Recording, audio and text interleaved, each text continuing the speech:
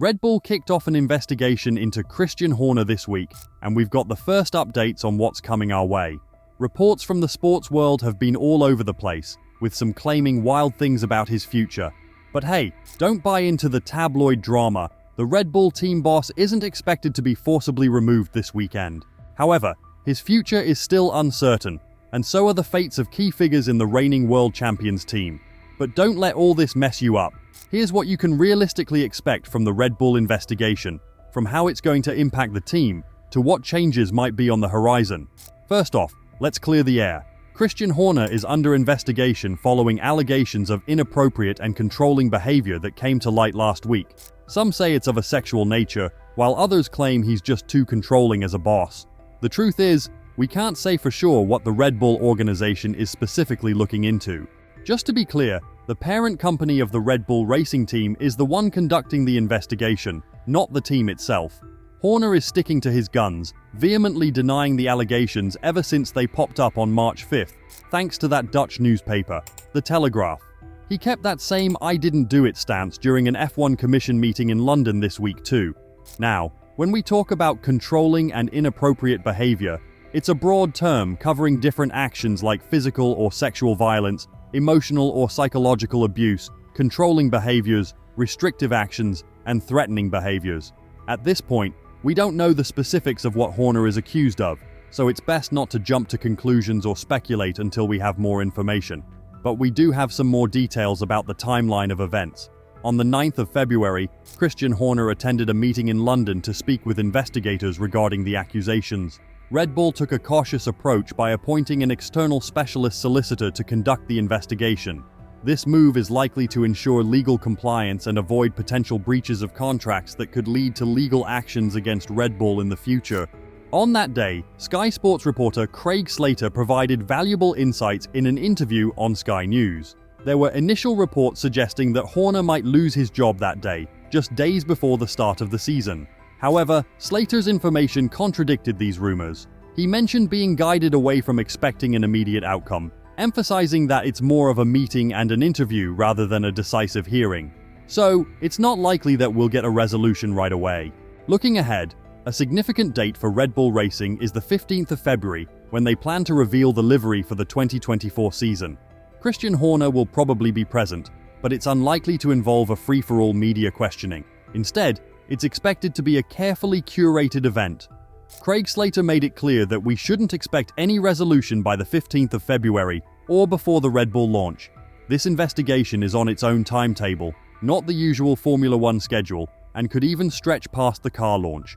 Heck, it might not even be wrapped up before pre-season testing starts on the 23rd of February, followed by the first race weekend a week later. Now, imagine, if Horner is still in the hot seat when the season kicks off. Talking to the media is going to be a real tricky dance for him. He and the team will likely stick to the classic no comment on ongoing investigations script, but you can bet it won't be a walk in the park for anyone involved. Horner is not the type of team principal to just chill at home while his team races on. Nope, he'll be right there at the track, getting in the mix, and doing what he does best, being hands-on. Unless, of course, he gets suspended during the investigation, or gets the boot from his post. As of now, though, there's no word on either of those happening anytime soon.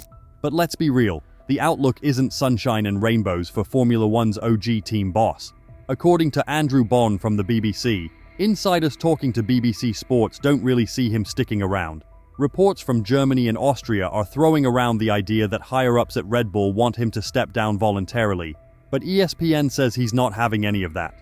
Apparently he's been showing up to the team's office in Milton Keynes, keeping things rolling since the allegations dropped. And, as if the investigation drama wasn't enough, there's a whole bunch of chatter about potential internal conflicts within Red Bull. Interestingly, most of these internal conflicts didn't pop up on the radar until this investigation kicked off. That fact alone raises eyebrows and makes you wonder if some of these stories are just made-up drama. We're talking about rumored fallouts with Max Verstappen, Adrian Newey, and even Helmut Marko. The only one that had a bit of attention before all this was a potential clash between Helmut Marko and Christian Horner. Now, Marko has been a bit of a headache for the team with his media outbursts, especially that one time when he made some pretty awful comments about Sergio Perez, suggesting he couldn't match up to Red Bull's past drivers because he's South American. Note to Marko, Mexico is in North America, buddy. Anyway, there are claims that Marco's contract got a bit of a shakeup last year, lower wages and a reduced role. But the mystery remains about how a possibly ticked-off Marco could be linked to this investigation into Horner. Regardless of the investigation's outcome, one thing's for sure, it's been a bumpy ride for the team. However, Horner has done an awesome job at turning Red Bull into a winning machine. Last year's performance was off the charts, with victories in 21 out of 22 races, the most dominant season in F1 history. But here's the real deal, saying he's solely responsible for their success is missing the point about Red Bull. The unsung hero in the shadows is Chief Technical Officer Adrian Newey, who many consider the greatest design engineer F1 has ever seen. Now, Adrian Newey isn't exactly a secret weapon anymore. Most F1 fans know about him, which speaks volumes about his impact. It's pretty rare for an individual engineer to be as widely known as he is. Red Bull has set up a structure around Adrian Newey that lets him unleash his creative genius while handling the stuff he's not as interested in or skilled at. Before Red Bull, he was dealing with a complicated management structure at McLaren that held him back. Any team with Newey on board has a leg up in F1, and Red Bull would be downright foolish to let someone of his caliber slip through their fingers. Horner and Newey go way back in Red Bull's history. It was former F1 driver David Coulthard who convinced Horner that Adrian Newey was the secret sauce when he joined Red Bull from McLaren for their debut season 19 years ago. Once Coulthard had Horner convinced, he went all in and built the team around Newey, poaching him from McLaren with an initial salary of $10 million, a hefty sum for an F1 engineer. Now, even though Horner leaving may not immediately make Newey hit the road too, it definitely opens the door for other teams to shoot their shot. Newey has almost joined Ferrari at least twice in the past, and you know those guys would spare no expense to get him on their team. Seriously, at this time it's like a game of F1 musical chairs, and other teams might be sliding into Newey's DMs real quick. Back in the day when Ferrari was ruling F1 with Michael Schumacher, they had this dream team of engineers and management figures. Now, with Hamilton on board, adding Adrian Newey to the mix would be like taking a giant leap toward recreating that legendary setup. Reports are even suggesting that Red Bull's current technical director, Pierre Wash, might be making his way to Ferrari too, helping build the structure for Newey to do his magic. Losing key members of the team, especially if Horner is out, would be a big blow for Red Bull. Promoting from within can work, but it can also shake things up, and Mercedes knows this firsthand after their technical department got a major makeover thanks to Red Bull's rivals. The current sporting director, Jonathan Wheatley, is a top pick to replace Horner, given his long-standing history with the team and solid rapport with everyone. But hey, there are always wildcard candidates, like Guenther Steiner, Mick Bortolotti, and Otmar Safnauer, who were recently let go from principal roles at Haas, Ferrari, and Alpine, respectively. Steiner has some history with Red Bull, but his track record might raise a few eyebrows. Borto and Safin, on the other hand, might not bring the excitement Red Bull needs.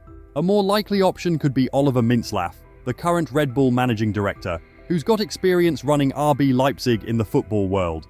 As we wait for more details on the investigation, Red Bull might find themselves without key staff members sooner than they think, and that could definitely throw them off their game. So, what are your thoughts on this investigation? Will Horner stay or go? Drop your thoughts in the comments below, and I'll catch you in the next video.